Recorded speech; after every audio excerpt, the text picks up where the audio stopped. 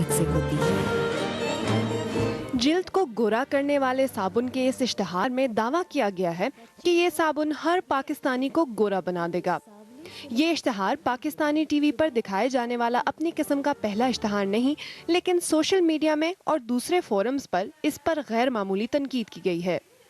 Media एक बहुत strong opinion maker है और वो जो चीज़ मीडिया में दिखाई जा रही है वेदर वो ठीक है नहीं है, लेकिन लोग उसको ब्लाइंडली फॉलो कर रहे हैं। औरतें हमेशा से ना जो एक्सेप्ट की जाती हैं वो एक सर्टन फ्रेमवर्क के अंदर या एक उनके लिए एक स्टैंडर्ड्स बनाए हुए हैं।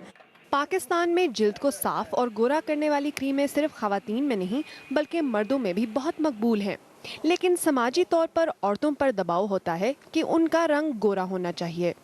गर्ल्स के रिश्ते वगैरह होते हैं, इनको जब देखने के लिए आते हैं तो तब भी वो वाइटनिंग ट्रीटमेंट लेती हैं, क्योंकि आजकल ये बहुत चीज़ बहुत फेमस है कि डार्कनेस की वजह से उनके रिश्ते नहीं हो पाते जब तक उनमें फेयरनेस ना आए। जिल्द गोरा करने का रुझान न सिर्फ लोगों में बहुत मकबूल है बल्कि कारोबार और ब्यूटी सैलून भी इससे बहुत मुनाफा कमा रहे हैं।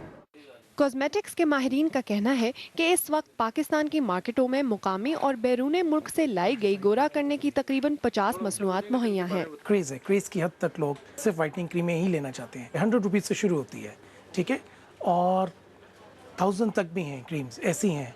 और बिज़नेस तो जो लोग ये कर रहे हैं, जो लोग बना रहे हैं, कंपनीज हैं या जो लोग ये कर रहे हैं, वो लोग तो बहुत पैसा बना रहे हैं, बहुत ज़्यादा।